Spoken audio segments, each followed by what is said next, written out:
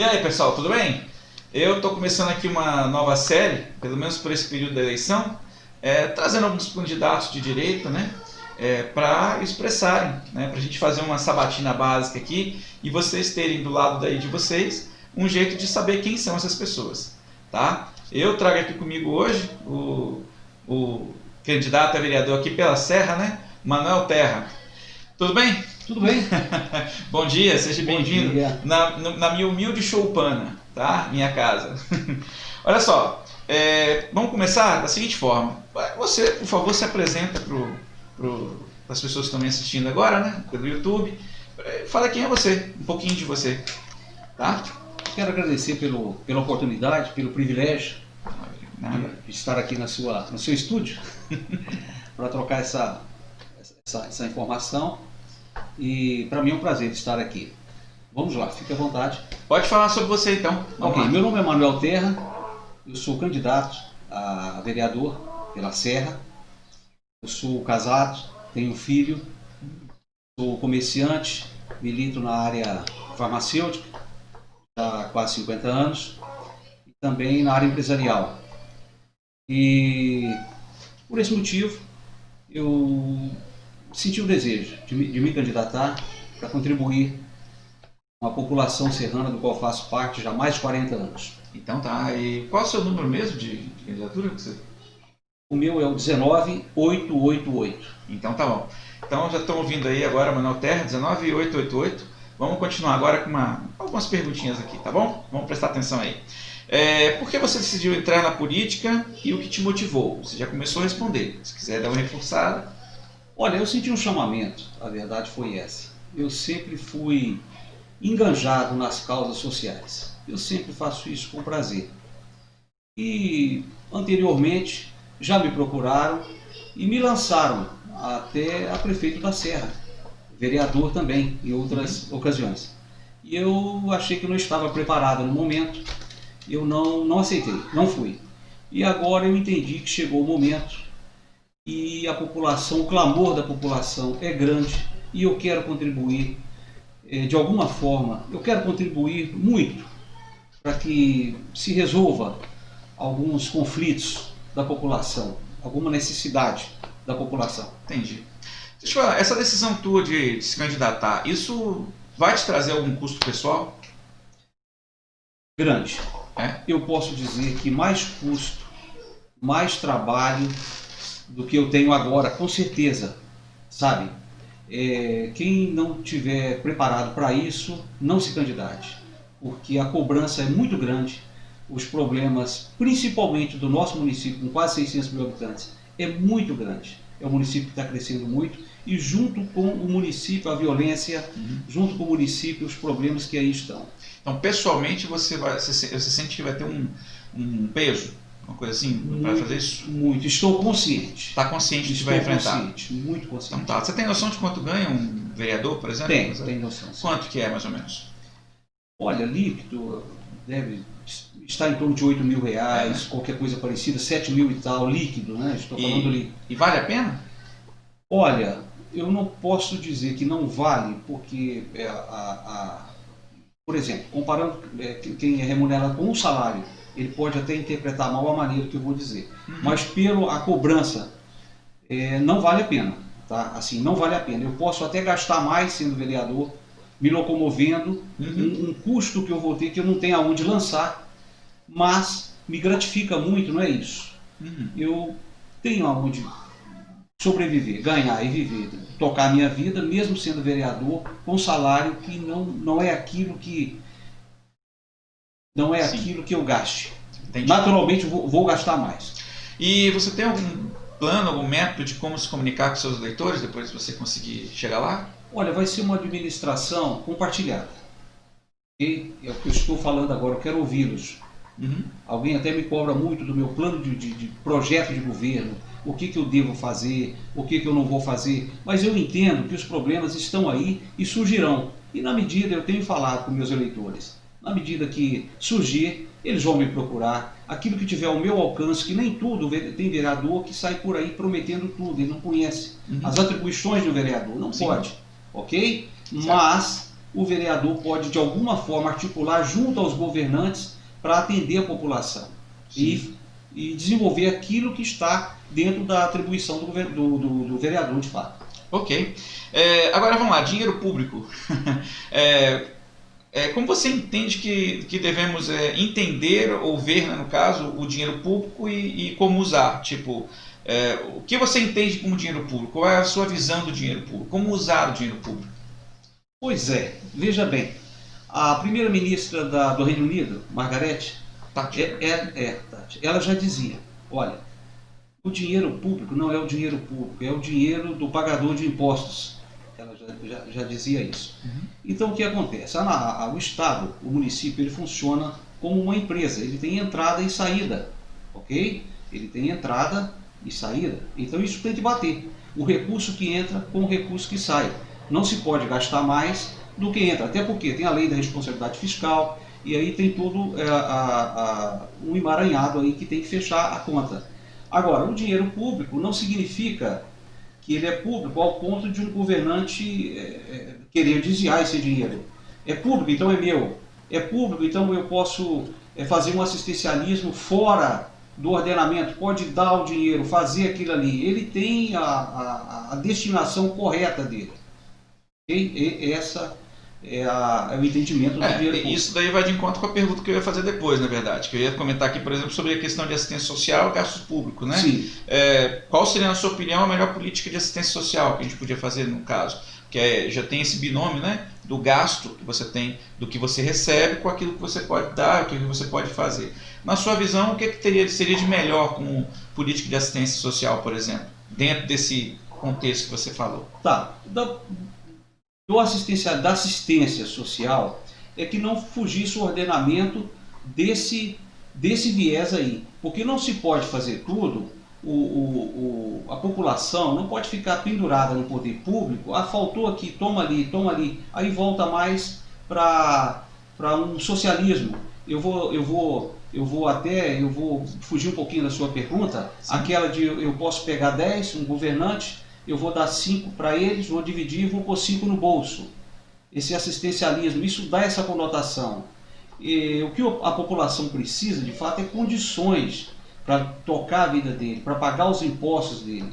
Porque, veja bem, todos nós pagamos impostos. Quando fala em impostos, lembra-se muito do empresário. Mas a pessoa física paga também. Nós pagamos impostos. O cidadão paga uma quantidade maior ou menor, mas nós pagamos impostos. E isso deve ser muito bem aplicado. Ele deve tomar a destinação correta dele. Então o dinheiro público dá a conotação que pode se gastar porque está lá disponível. Não funciona dessa forma. Então tem que criar condições de fato para que todos vivam decentemente, dignamente. Essa é a nossa preocupação de fato. Entendi. Educação, tá? A gente está num município e varia, parece que está o IDEB, né?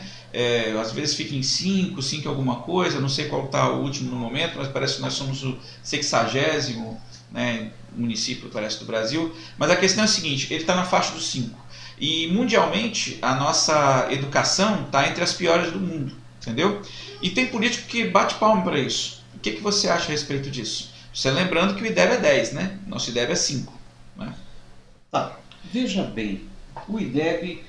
nós temos assim alguns casos assim, por exemplo, Venda Nova, o IDEB chegou a 7, município menos habitantes, na rede municipal. Na rede estadual, Mantenópolis está em torno aí também de 6,9, se eu não me engano, na rede estadual. Isso é o seguinte, isso tem que ser corrigido seriamente. O que acontece?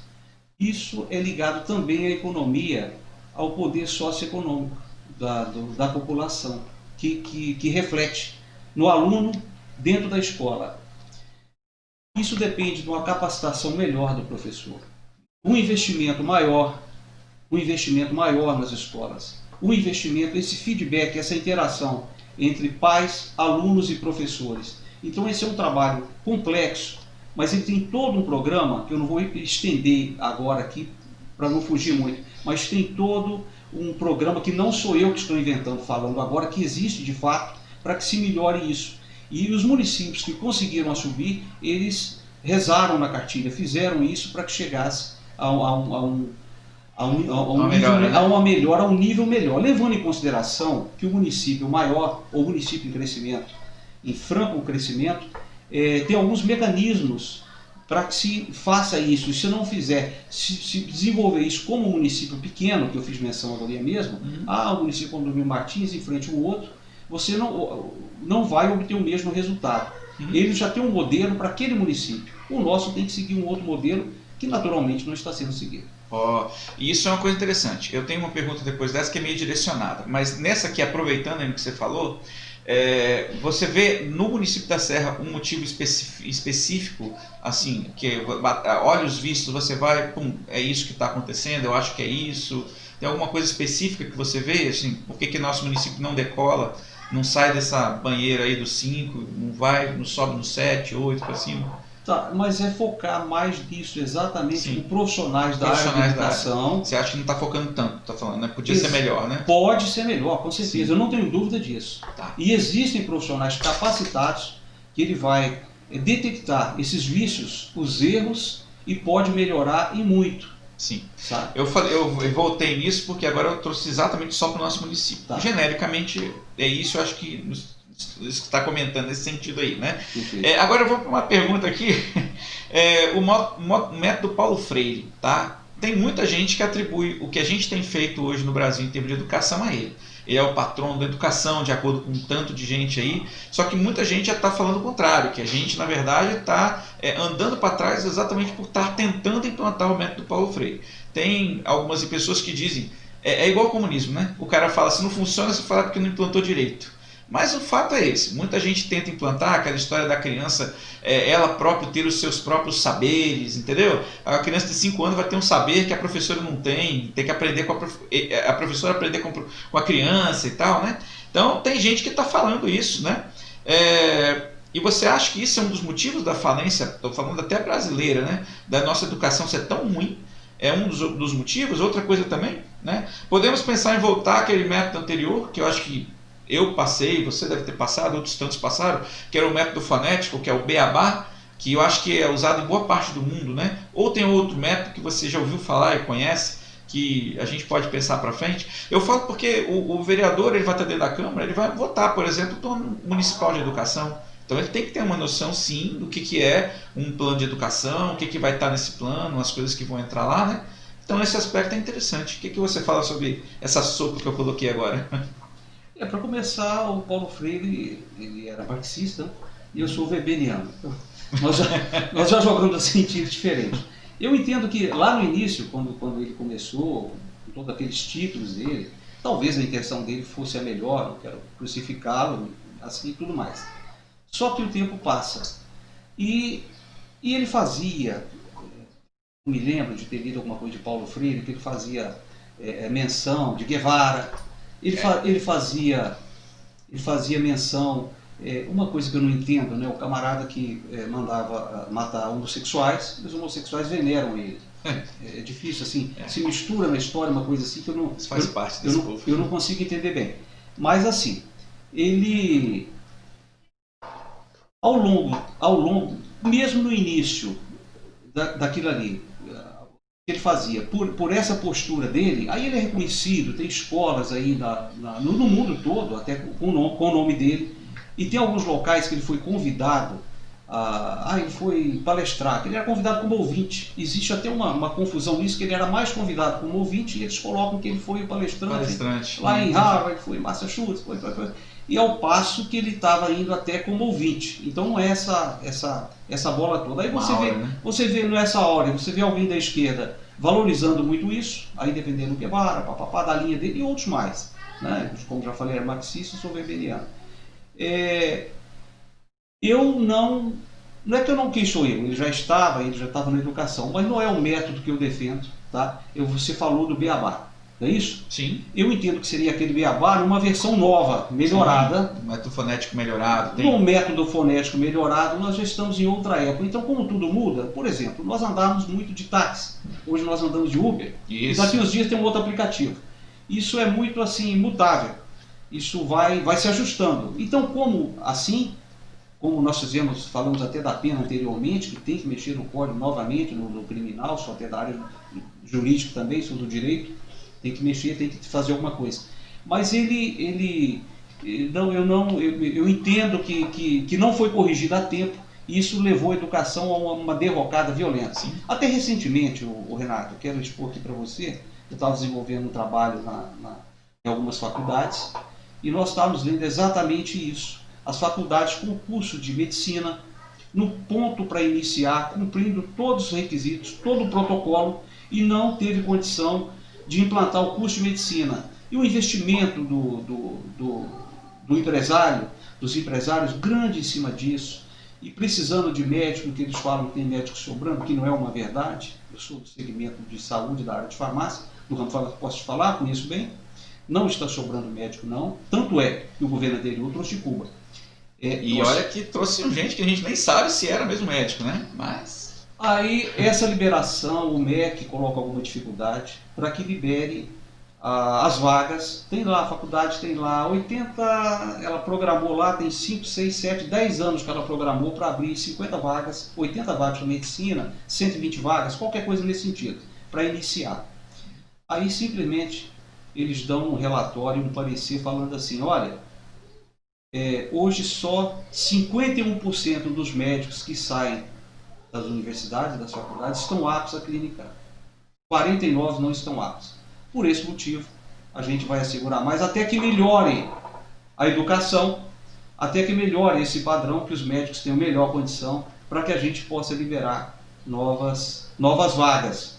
Isso eu senti na pele, ok? Entendi. E nesse sentido, está aí a prova que não foi essa maionese toda, isso que o Paulo Freire desenvolveu aí. Eu entendo que demoraram demais para perceber isso, sabe? E hoje está nesse caos que vai custar um preço muito alto para a gente sair disso. Eu até nos vídeos passados eu falei sobre essa questão ideológica, né? As pessoas às vezes pensam muito ideologicamente, né? E não pensam racionalmente. Bom, aproveitando o teu gancho que você falou aí também, o Uber. Você é a favor do Uber? Porque eu tenho outra pergunta aqui, por exemplo, sobre o que fazer para gerar empregos, né? E eu aproveito o gancho e pergunto, você é a favor ou contra o Uber? Eu te pergunto porque o Uber ficou seriamente ameaçado há um tempo atrás aí, por alguns deputados, né, até da ala mais esquerda, queriam aumentar tantos direitos dentro da classe do Uber, queriam botar um monte de regra para que o Uber parecesse um táxi, né? E, bom, você falou que do Uber, o que você acha a respeito do Uber e o que você acha que a gente pode fazer na Serra aqui, como você pode contribuir para gerar mais emprego também, né? Eu sei que o vereador diretamente ele não consegue gerar emprego, mas indiretamente ele consegue, não é arranjando emprego, né? Mas na verdade dentro da legislação, dentro da tomada de decisões dentro da Assembleia, né? Em cima dos planos de incentivo dentro do ordenamento jurídico mesmo. Tem vários canais que eu não sei porque muitos vereadores entram lá e não mexem, não fazem, não alteram, não tentam conhecer a lei orgânica, essas coisas, né? Então, o que você acha, como você pode fazer para gerar emprego, para ajudar a gerar emprego, né? Perfeito. Em relação ao Uber, vou responder do Uber. Sim. Olha, eu sou fã desse trabalho do Uber, eu vejo uma harmonia entre os taxistas e o Uber, a coisa está caminhando bem, e como sou com tendência ao capitalismo, ao trabalho de uma forma coordenada, do capitalismo coordenado, deixa eu falar do Uber. Então o Uber é um trabalhador, aquele que estava até desempregado. Nós vimos isso nos últimos anos, principalmente nesse ano agora, que tem muita gente que está trabalhando com dignidade, ganhando pão com dignidade e comprando leite para o filho. Eu acho isso bonito. Agora, o que me preocupa no Uber, vou ser franco para você, me preocupa e é uma bandeira minha também, é a segurança, porque o táxi é mais identificado. Por exemplo, aqui em Vitória não tem muito isso. Você desembarca em São Paulo, desembarca em Congonhas, você pode pegar um táxi fake news, um táxi genérico, um táxi que não é táxi.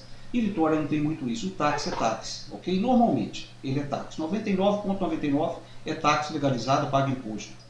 E o Uber, não que ele não venha pagar, mas é um carro que não tem, no máximo, identificação luminosa. Uber, que aparece no vidro ali. Então eu quero desenvolver alguma coisa no sentido de criar uma maior segurança para o proprietário do Uber e para quem vai embarcar. Porque hoje de repente, a sua filha, a minha filha, você não tem confiança de pedir pelo aplicativo e entrar num carro que ela nunca entrou, que ela não viu. Tá? Então isso é possível? É possível. Mas por que não foi feito ainda como táxi? Porque é uma coisa muito nova. Ela entrou no mercado e na medida que vão surgindo as deficiências e as necessidades de ajustamento, tem que ser ajustado. O que me preocupa é isso. Mas é legal, é legítimo e eu quero dizer ao pessoal do Uber, aos trabalhadores do Uber, que conte comigo. Estou com eles para o que for preciso. Entendi, legal. Outra coisa também, o vereador ele consegue alterar, por exemplo, legislação, né, em cima de taxação, né, de impostos, a questão de aumentar, diminuir, criar e acabar com impostos, né? E a gente raramente vê se falar em reduzir ou acabar com imposto, né? E eu sei que tem muito comerciante que reclama, por exemplo, alvará de funcionamento de loja, né, de empreendimento aqui nesse município da Serra, que você está se colocando como candidato, todo ano o cara tem que ir lá e pagar uma taxa, mas não é porque está vendo se tem algum problema, se vai bombeiro ou coisa assim, não. É simplesmente que você tem que pagar uma taxa, por exemplo. Não é só isso, tem mais coisas que eu sei que existe, né? E são coisas que o vereador pode atuar dentro da legislatura, né? A questão de desburocratização, tem fiscalização. Como é que você pensa em olhar essas coisas, né? Principalmente essa questão dos impostos, da flexibilização de melhoria de trabalho, por exemplo, para o profissional liberal, para o cara que está querendo abrir um negócio, um comércio. Como é que você vê isso? Boa pergunta, Renato. Você tocou num ponto que é crucial, tá? Que é crucial e a gente vê alguma coisinha que tem que ser melhorada. O vereador, ele não pode, por exemplo, você tem no Código Tributário Nacional, a ICMS, IPI, ele não pode ao bel prazer falar, vamos subir, vamos... Né, tem as atribuições municipais, a lei orgânica municipal, tem as taxas, as tarifas, enfim. Isso tem que... Aí entra IPTU, por exemplo. Pode-se compor alguma coisa e propor, não estou dizendo que vai acontecer, mas para que se reduza isso. Ah, mas o imóvel foi corrigido, o imóvel era 100, agora ele vale 200, foi para 200. Ok, mas eu estou falando de percentual. Né? Do percentual. Então, dentro da lei orgânica, dentro do ordenamento municipal, não vou mensurar muito a questão de tempo aqui, mas dentro do ordenamento municipal tem sim de propor a criação de leis municipal, de emendas, inclusive, de leis. O vereador muito pode fazer nesse aspecto, nesse sentido, sim. E foi o que eu propus no início. Caso eleito venha a ser eleito, se isso acontecer, é uma administração, é uma gestão compartilhada. Eu não entendo diferente, sabe? Sim. Até muita gente promete, eu vou fazer isso, isso, isso. Você não vai cobrar depois se ele não fizer, ou seja, ou vai cobrar e vai ficar por isso mesmo. E tem pessoas que prometem aquilo que não é atribuição do vereador, aquilo que o vereador não vai conseguir. Agora eu digo para você, não é só isso não, ele não pode... Eu sou vereador e eu vou 2 vezes por semana e acabou. O vereador tem que ser articulado. Se necessário for, ele embarcar aqui com o dinheiro dele, ir para Brasília, para pegar informação, fazer um curso e aprender e atualizar, ficar no dia a dia, ele tem que fazer isso. Eu entendo que o conhecimento e a informação é tudo, sabe? E é muito difícil você ver um bairro na Serra, não vou fazer menção de nome, mas que é uma cidade, que não tem o vereador que o represente. E um bairro principal que eu moro mesmo, tem lá 15 vereadores, você pegando, na ponta até no final lá, passando 3 bairros ali próximo. É vereador de 100 votos, 150 votos, todo mandato é assim e o bairro fica sem representante. Isso é grave. E quando o indivíduo vai, se ele conseguir, por muito prestígio da população, ele não consegue a despachar com o prefeito, a falar com o prefeito. Isso é grave. Sim. Aí ele acomoda, ele fica os 4 anos e depois vai embora. Aí troca o telefone porque ele fica incomodado, muita ligação, e não é aquilo que ele pensou. Então quem, só complementando aquela outra pergunta, não está preparado para isso, que é chumbo grosso, ele, por gentileza, não vai suportar. Ele tem que psicologicamente ficar preparado para isso. Agora vamos botar uma perguntinha aqui, que é tranquilo, mas é bom a gente falar também, só para o eleitor saber com quem a gente está conversando, né? Qual a diferença que você vê entre socialismo e comunismo? Você acha que tem alguma diferença? Você acha que... o que você acha a respeito disso? Não? Até para as pessoas entendem que você conhece um pouco disso também, né? Então, o socialismo, qual a propositura dele? Seria a divisão de rendas, a igualdade. Então, o socialismo vamos dividir e tal, ele admite até em parte o capitalismo de uma forma velada, mas é o socialismo. Ele fica ali naquela divisão. Já o comunismo, o socialismo seria o berço para o comunismo. Depois do socialismo implantado, entra o comunismo. O comunismo é aquele, como Cuba e alguns países aí fora, como aqui pertinho da gente tem alguns países aí, com comunismo. E o que é muito interessante, quando fala em divisão de renda, aquele que não tem uma propriedade privada, ele já fala, pô, que legal, eu vou ter uma casa, eu vou ter uma carroça, eu vou ter um carro, eu vou ter isso aí. Só que entenda ele, o eleitor, ele pode perceber que nesses países, o ditador, aquele que comanda, ele é arquimilionário. Ele tem mansão de ouro, ele tem barco de ouro, ele tem avião de 600 milhões de dólares, avião modificado, 747. Ele tem o Airbus 380, sabe? Enquanto você vê no caso da África, em alguns países, você vê aqueles meninos morenos, morrendo, com a pele colando. Se eu pudesse, eu enchia o navio e trazia, eu ia adotar todos. Eu choro quando eu vejo aquilo, sabe? É muito triste. Então a população, eu não sei porquê, eles não querem, algumas pessoas, não estou falando população de um modo geral, alguém defende isso ainda, é cruel, sabe? Como vive um médico em Cuba? Como vive um médico em Cuba? Por sinal, Renato, você lembra que quando o Bolsonaro entrou, Bolsonaro ganhou, ele falou, olha, os médicos fiquem à vontade, tragam suas famílias e vocês vão ganhar o salário de médico aqui. Esse que é repassado para Cuba vai ser repassado para vocês, porque nós não temos regime de escravidão aqui. O trabalhador é digno de seu salário, isso é bíblico, inclusive. O trabalhador é digno de seu salário. Eu estava almoçando no evento e tinha um amigo do lado, da esquerda. Aí ele falou, poxa, o Bolsonaro fez uma sacanagem grande. Ele está mandando os médicos vão ter que ir embora. Eu falei, aí ele falou, aguardei, ele falou, eu falei, você está enganado. Ele não está mandando o médico embora, ele está pedindo para trazer a família, porque é proibido de você ter a família fica lá como refém. Aí ele quer que traga a família e more aqui numa boa. E se quiser estudar mais, ele vai dar até um apoio aqui, mas quer que fique aqui sem dificuldade. Só que nós não operando do regime de escravidão. E ele insistiu, esse meu amigo insistiu, não, mas tem que ficar e tal. Eu falei, você sabe quanto ganha o médico? Nosso, aqui, o salário do médico? E você sabe quanto o médico de Cuba está ficando? Não, mas eles já acostumaram a ganhar mal mesmo. Sabe? Depende de quem fala, depende do que ele quer provar, muda também a ideia, né? Muda a ideia. Ele quer se for a favor do que ele pensa, beleza. Se for contra, não dá. Né? Então, não dá. Eu procurei acortar o assunto, que eu ia me desgastar desnecessariamente de uma política que a gente não concorda. Eu acabei de fazer menção do comunismo. Ok?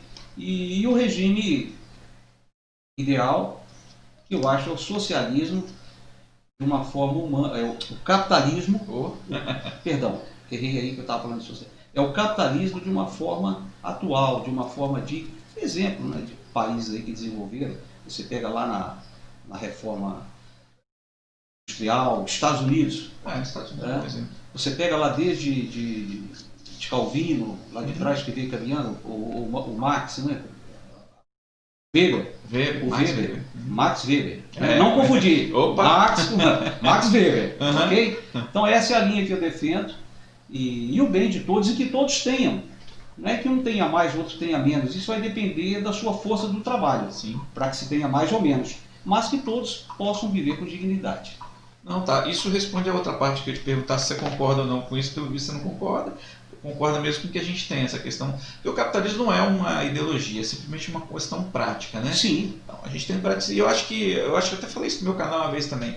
O capitalismo é o que a gente é, né? Se você é um cara bom e você ama o próximo, se você gosta, se você acredita em Cristo, por exemplo, você vai ser um capitalista mais tranquilo, né? Que vai propiciar um meio de vida melhor para os seus funcionários. Né? Vai querer o lucro? Lógico que a gente quer o lucro, mas não passando e pisando em cima dos outros, né? Agora, se você não for, tem a liberdade de não sê-lo, e o empregado tem a liberdade também de não trabalhar nessa empresa, por exemplo. Não é? Perfeito. Olha, só complementando, Renato, a parábola dos talentos. Para quem deu um. É bíblico. Uhum. É bíblico. Não estamos reinventando a roda, né? Exatamente, assim como um bom conservador. Olha só, para você político corrupto, tá? Deveria ter pena maior ou menor? Ou tá bom como tá? Olha, o político corrupto tem aquele negócio do excesso de recurso, né? Existe na área jurídica também, não essa aí, mais na tributária, mas eu vejo assim, o indivíduo acaba, na segunda instância agora mudou um pouquinho, mas o que acontece? Ele acaba morrendo de velhice e não vai para a cadeia. O exemplo disso é um governador famoso de São Paulo, prefeito, que está quase com 90 e tal anos, quase 100 anos, e agora que está com prisão domiciliar. E desde quando era menino, que estava no poder e já fazia as atrocidades dele. Então é o seguinte, teria ainda, não só segunda instância, isso tinha que ser olhado de uma forma diferente. Por quê? O que acontece? Recentemente foi preso o dinheiro e posteriormente um indivíduo, um político do Nordeste com 50 milhões dentro de casa, em dinheiro, que nem cabia, teve que alugar, arranjar um outro apartamento para pôr o dinheiro. Uhum. Sabe? E a mãe dele alegou que esse indivíduo é doente. Okay? Com 50 milhões dentro de casa. Isso é o que pegou, eu sempre faço menção disso, é a história da droga. Né? Quando prende, fala, prendeu, vai acabar, não acabou. Aquilo ali é 0,1 do que pegou, que é o que pegou. Que a coisa errada ela é feita para ninguém descobrir. Okay? Então esse dinheiro é o que pegou. Mas tem um outro que não pegou, que é muito mais. A verdade é essa. Deve entender isso. A Lava Jato aí está. Isso é o que ela está pegando. Agora tem coisa que ela não alcança. Porque a coisa errada é feita para ninguém descobrir. Muito bem. Essa pena, ela teria que ser maior. Aí o candidato fica inelegível por 8 anos. Por 4 anos, por 2, isso não existe. Se ele é corrupto, ele tinha que ser banido da vida pública. Ele não cabe na vida pública mais. E vai cumprir o rigor da lei fora da vida política. O que um camarada que desviou dinheiro como esse, daqui a pouquinho ele venceu o prazo, o camarada candidato e acaba ganhando. O que eu não entendo também é alguém que vote de uma pessoa dessa. Você falou do telefone. Quem rouba um telefone, não é isso? Não, tem a questão também, eu ia fazer uma comparação, acho que eu conversei com você antes também, né? Tem como comparar, por exemplo, um cara que rouba, como é que é a questão de pena, né? Você prende um cara que rouba milhões e um cara que rouba celular. Qual é a diferença dos dois? Você acha que um deve ser solto ou não? Você deve ser preso ou não? Como você vê essa diferença? Porque hoje tem muito isso, né? Tá. Eu acho que até um ex-presidente Nove Dedos ladrão aí chegou a falar que o que é roubar um celular, né? O que é... Tem eu acho que uma Tiburi, eu acho que uma dessas socialistas aí chegou a falar que há lógica no assalto. Então, quer dizer, coloca tudo no... Não vou dizer são iguais, eu estou perguntando, o que você acha a respeito dessas comparações, né? Aí vem meio como teoria da libertação. A lógica, né, de fazer o negócio. Mas o que acontece é o seguinte, tem que cumprir sim. Aí eu entendo que são penalidades. É óbvio que o político, seja quem for, mas estamos falando do político aqui, mais da área pública, ok? Vamos nos ater nisso. O político, ele ladrão, ele tem que ser banido e tem que cumprir a pena. E a penalidade é maior, até pelo volume. Então, o do celular, eu não entendo que ele tem que ficar 20 anos na cadeia porque roubou um celular. Até porque fica muito caro para o Estado. Ele deve ser preso ou não deve ser preso? Ele deve ser preso. Ele deve ser preso e ressocializado. Sabe? Ele deve ser preso e ressocializado. Agora, tem que ser preso sim, ele tem a penalidade dele. Porque se você facilita, é o que eles fazem. O Estatuto do Menor, olha que dificuldade. Eles pegam criança de 15 anos, 14 anos, põem na frente para fazer todo o trabalho e os chefes têm mais de 18 anos. Então, é uma situação delicada. Tem sim, tem que ser preso sim. Né? A penalidade é menor, menor naturalmente. Roubou um telefone, ele vai ficar 30 anos na cadeia que o Estado não vai aguentar. Mas ele tem que ser preso sim. E de acordo com o que rouba, com o que faz, a Constituição, a legislação, o Código Penal, ele muito bem descreve isso. Só que deveria ser um pouquinho mais apertado no meu entendimento. Sobre a Covid-19. É um tema atual também, né? O que você acha a respeito da atuação da atual legislatura, né? Com relação à Assembleia, ao governo mesmo como um todo, tanto o estadual como o municipal, você acha que esse conjunto todo ajudou o comerciante, a população, fez esse lockdown na correria? Você acha que isso foi bom? Porque a gente até hoje discute isso, né? Eu estou levantando isso porque você vê pessoas falando, ó, muita gente perdeu o emprego, muita empresa fechou, a gente está vendo um contingente de gente desempregada que agora está ficando desesperado. O governo deu auxílio, um auxílio razoável até, né? E deu até mais dinheiro para quem já tinha Bolsa Família. E como é que ficou? O que esses legisladores atuais fizeram? No município da Serra, por exemplo, os vereadores, como é que eles se comportaram? Se comportaram de uma forma correta? Eles fizeram alguma coisa que você saiba? Em que sentido eles ajudaram ou não ajudaram? Qual a sua visão sobre isso? Olha, eu entendo que, não vou dizer que fizeram um pouco, mas eles estavam desinformados, esse é o problema. Não eleger alguém no voto, para se fazer alguma coisa. Pegou todo mundo com as calças na mão. E não, eu entendo que não fizeram a lição de casa, tratando da Câmara Municipal. Da Câmara Municipal, certo? A Covid é o seguinte, houve um grande erro nisso, mesmo vindo de cima, da parte superior, até chegar nos municípios, foi realmente um desastre, uma quebradeira sem precedente. Né? Você vê mesmo saindo do município a área de hotelaria do mundo todo, a aérea do mundo todo, a maior empresa aérea do mundo quebrou. Então, se você pegar de cima, isso foi uma quebradeira sem precedente. E os comerciantes da nossa cidade, eu que eu digo, conheço bem essa área, eu trabalho na área de consultoria empresarial, olha, não está fácil para ninguém. E, consequentemente, com o fechamento da empresa, ou a empresa fica debilitada, com a saúde fragilizada, gera o desemprego. Aí imagina você, gera o desemprego da população, é o que está aí, sabe? Aí o Estado volta naquilo, o Estado, o assistencialismo, não é bem isso. E eles erraram, isso foi errado desde o início por governantes, inclusive de esquerda, sabe, o Renato? E na liberação da medicação. Eu posso falar um pouquinho da medicação, do medicamento? Então eu vou dizer para você. Eles criticavam o uso da hidroxicloroquina, da ivermectina, do azitromicina, enfim, e de alguma coisa do gênero assim, falando que não tinha comprovação científica para que se ministrasse no caso da Covid, certo? Não tinha. Mas só que cientistas e universidades e pesquisadores, no ano passado, no fim do ano passado, com o advento da pandemia, eles correram para os laboratórios e tal e provaram que tinha alguma afinidade esses medicamentos que eu acabei de fazer menção, esses sais aí, essas fórmulas aí. E que isso deveria ser usado. Eu me lembro bem de um teste de 40 pacientes com Covid em São Paulo, logo no início do ano, e 2 médicos falaram, olha, eu vou tratar 20 pacientes assim, você vai tratar de 20 pacientes assado, e nós vamos fazer essa medicação aqui. E eles fizeram essa medicação e algum complemento, aí entra um corticoide, entra o zinco, enfim, não vou discriminar tudo aqui, que eu não sou médico, eu os conheço, eu sou da área da área farmacêutica, o nome dos medicamentos.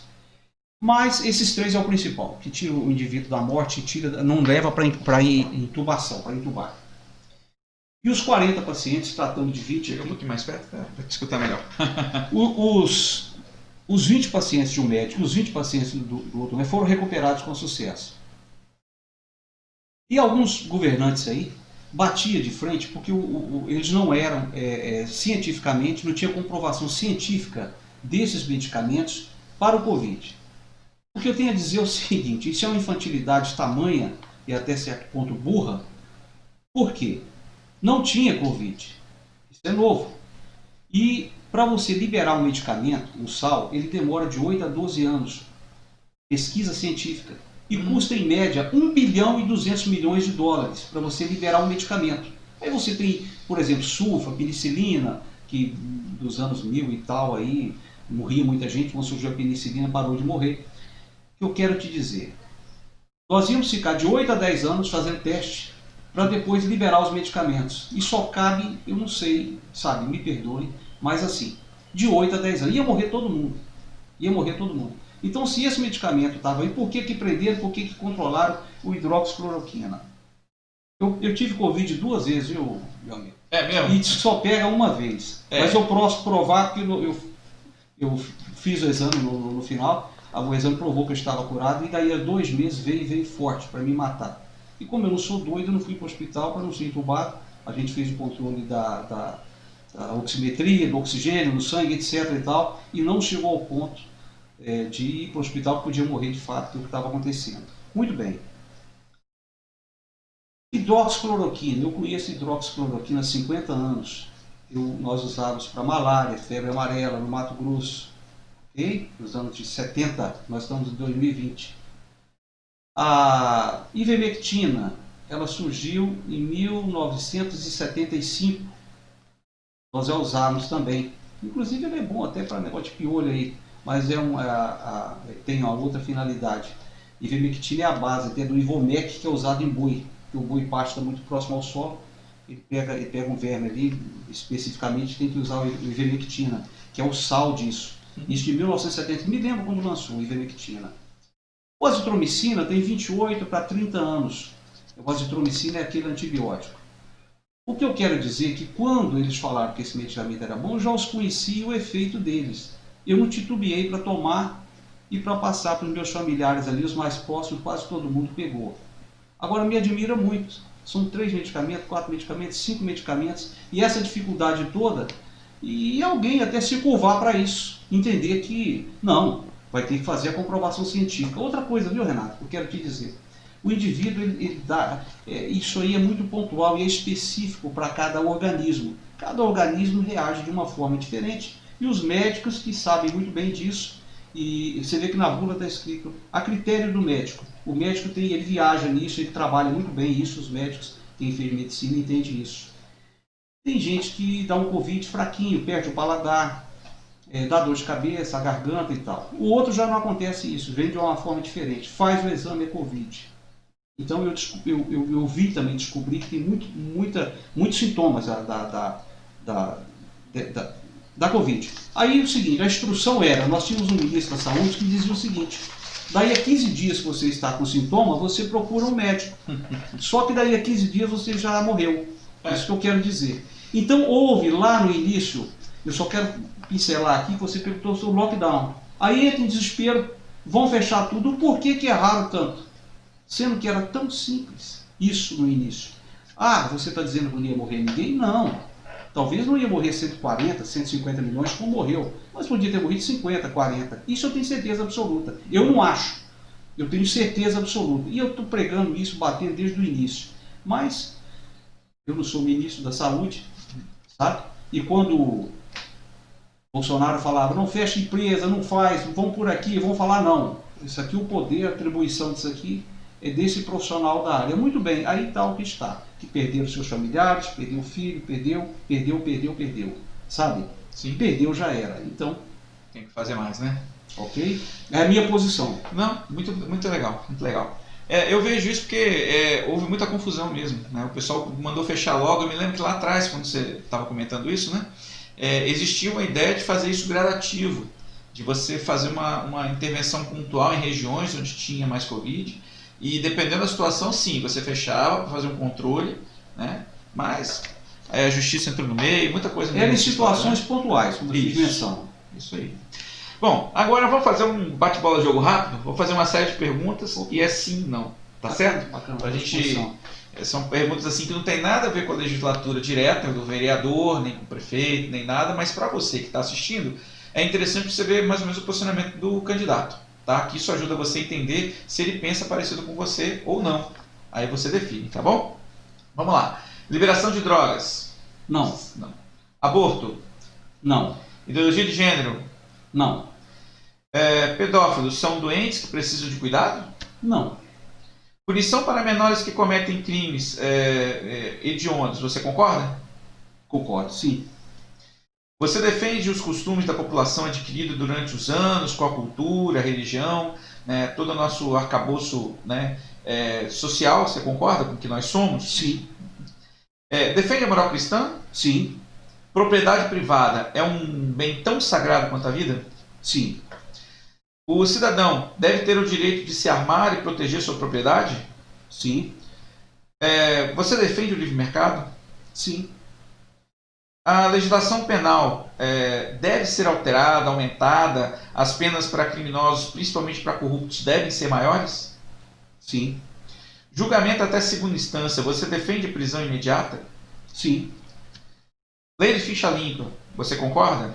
sim, Liberdades individuais. Num tempo de censura, em que a simples forma de opinião ou colocação do ponto de vista, às vezes pode ser taxado por um órgão externo, como fake news, onde um mundo onde as pessoas estão tentando criar órgãos para fiscalizar se o que você diz é verdade ou não. Isso daí é uma coisa que você acha saudável? Você concorda com isso? A criação de órgãos para censurar você. Você concorda que isso existe? A questão desculpa, deixa eu colocar melhor, né? Liberdade individual, você concorda com ela? sim. Tá. Você é contra a criação de órgãos reguladores, censores, que tentem dizer para você que o que você deve pensar, falar, ou se a sua opinião é verdade ou não? Você concorda com isso? Sim, sou contra. Beleza. Julgamento, desculpa. Fim do foro privilegiado. Você é a favor? Sim, Lockdown como solução para o Covid. Você é a favor? não. Ok. Seu partido, ele defende as mesmas questões e ideias que você defende? Sim, Ok. Vamos lá. Senador Contarato, é exemplo a ser seguido? não, Deputado Felipe Rigoni, é exemplo a ser seguido? não. Você concorda com a maioria das pautas de Bolsonaro e está disposto a trabalhar por elas em sua esfera de atuação, onde você estiver? Sim, Ok. Seus pais tinham ou defenderam ou defendem a sua postura atual com relação aos problemas que a gente enfrenta? sim. Para finalizar, queria dar um espaço para você colocar aqui qual hoje é um projeto que você tem na tua cabeça que seja mais relevante para você tentar implementar na Câmara, né, se você conseguir chegar até lá. Para finalizar. Olha, se conseguindo, né, se me concede, Deus concede, mas se eu consiga convencer a população para que me eleja, para que eu chegue Sim. lá, eu pretendo desenvolver, Renato, um trabalho transparente, um bom trabalho para que satisfaça os anseios da população, sabe? Eu tenho assim uma preocupação realmente muito grande com o desemprego. O desemprego gera violência, o desemprego aumenta o número de drogados, sabe? Como você vê naquela região de São Geraldo, ali na entrada da CST, aquilo ali virou uma cracolândia, de fato. Então eu pretendo desenvolver um trabalho, já tem um pessoal que já fizemos até 2 reuniões com esse pessoal, no sentido de incentivá-los a procurar um projeto. Nós vamos encaminhar para alguns projetos. Essa é uma bandeira nossa, de encaminhar. Não vamos reinventar, fazer projeto que já tem muito. E lá eles são recebidos. E parte deles, não vou dizer que todos, se recuperam, sabe? Essa é nessa linha aí. Na linha da educação, nem se fala.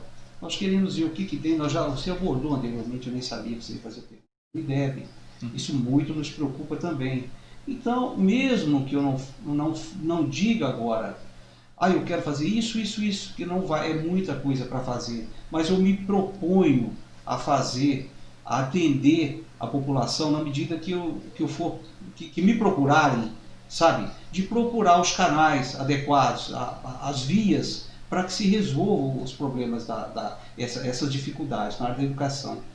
E você tocou num ponto também que é bem minha área, eu faço isso com paixão, é a área empresarial, as empresas, sabe? Então tem muita coisa assim, eu tenho que me reunir com os empresários, depois, se você reúne muito agora, dá a impressão que é para pedir voto, mas não é isso não. Que eu bato na porta das empresas, eu trabalho com recuperação, sabe? Falando em recuperação, Renato, uma coisa interessante. Em uma banca que eu tenho parceria, nós propusemos uma ação, a banca propôs essa ação em 2009, sabe? Até junto ao INSS, são os 15 dias de afastamento do funcionário, aí você pega salário maternidade, férias, UTS, auxílio acidente, São 5 situações aí. E nós trabalhamos com isso na iniciativa privada, e nessa época, 11 anos atrás, eu falei, olha, a prefeitura paga tributos federais também, ela paga INSS, a não ser quem tem o regime próprio, no caso de Vitória, que Vitória ficou fora disso. Nós deveríamos propor uma ação também, para que se pudesse buscar o que foi pago indevido, legalmente. A Justiça Federal que vai delinear isso. Olha, você tem ou não? Se ela disser que tem, ela vai recorrer do pedido e dizer, mas um dia transite julgado, o que aconteceu? E isso, eu diria para você que o resultado dessa ação, ele é muito alto. Tem municípios aí que pode levar nos próximos anos em torno de 200, 220 milhões, sabe? Isso não é só um município não, isso eu consegui o Espírito Santo todo, com exceção de Vitória.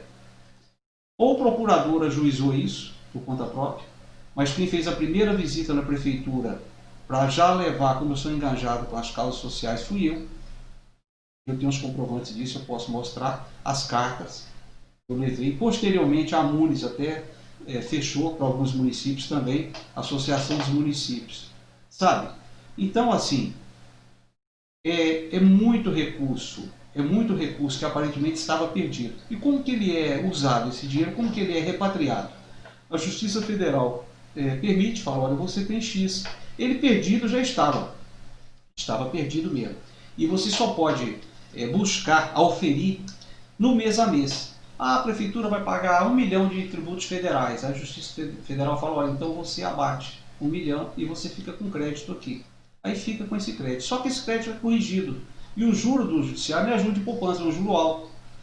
Então o patrimônio, o capital, ele vai ficando corrigido. Da minha geração, na sua e dos nossos filhos, não vai pagar o INSS mais. Sabe? Vai ser feito esse abatimento. Então você vê, eu já vim buscando isso de longa data. Eu não sou calouro no pedaço aí. A gente tem visão. É o que eu falo para o eleitor. Mas especificamente você vai fazer o quê? Traga o que tiver de fazer. Eu não vou ficar prometendo, eu não estou no poder. Mas a gente estando lá, eu posso muito bem fazer e buscar alguém que faça. E eu digo uma coisa, viu, Renato? É grupo, tá? Ninguém faz nada sozinho, não. Eu faço. Nós fazemos. Eu gosto de usar isso aí. Da primeira pessoa, eu vou fazer, não é assim, não funciona dessa forma. Isso é importante. Até porque tem muita gente prometendo fundos e fundos que não são possíveis, ou porque dizem que são super-heróis, né? Aí chegam lá em cima e não vão fazer nada. Renato, deixa eu falar, eu posso falar? Já que você me deu essa deixa aqui, eu estou emocionado, rapaz, aqui no seu estúdio. Aqui de... Veja bem, Renato, você tocou num ponto muito interessante.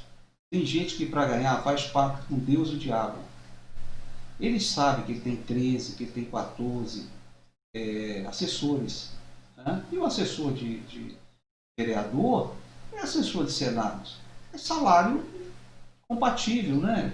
Um salário ali dentro do ordenamento ali da Câmara Municipal, dentro da condição do município. E o município, quanto mais habitantes, mais ele vai tendo. Mas ele vai tendo, Vitória tem menos vereador que a Serra tem a população menor. Né? Tem a população menor. O indivíduo ele chega a prometer 200 vagas, 200 assessorias para ele ganhar. Depois ele troca o telefone e sai correndo aí, por aí, para não encontrar o eleitor mais. Eu acho assim, tenha cuidado, tá, gente, com alguém que vem agir de má fé. Fala ali para eles. Com alguém que vem agir de má fé. Isso não é bom, sabe? Quando você for votar, mas em quem eu vou votar? Quem é o bom? Não é quem é o bom. Olha a vida pregressa. O que ele fez, sabe? Alguém fala assim, eu fiquei 4 anos, 8 anos, eu não fiz nada, mas agora confia em mim, eu vou fazer. Olha, se ele foi bom vereador, se ele fez, legal, bacana. Agora, se ele não fez, você vai acreditar? Vereador não. Seja até um presidente da República aí, né? Um regime que ficou 16 anos, falou assim, eu não vou roubar mais. Eu não vou roubar mais. Eu vi isso. Rapaz, que cara de pau, rapaz. Ele chega e vai... Gente, desculpa, é porque tá comentando do Lula, foi lá, falou, não, gente, confiem que agora vocês podem confiar em mim. Tá lá, o cara, meu Deus do céu. Eu vou me redimir. Eu vou me redimir agora, depois de 6 anos dessa coisa toda que o Brasil passou, o cara vai pra cara de pau de falar, né, de gravar ainda essa frase, né, que agora pode confiar que dessa vez ele não vai enganar mais as pessoas, né? É brincadeira um negócio desse. Mas tá certo. Olha só, obrigado pela tua presença aqui. De tá? nada, eu que agradeço. E espero que tenha sido bom para vocês também, tirarem suas dúvidas. Como eu te falei, o canal é para isso mesmo, tá? Ideias e fatos. Mas nesse momento agora eu estou abrindo para entrevistas, né? Para as pessoas porem suas ideias e vocês depois averiguarem nas suas casas os fatos. Espero que você curta, compartilhe, todo mundo fala isso, né? Espalha, tá? Se possível, se inscreve, põe o sininho de notificação aí também.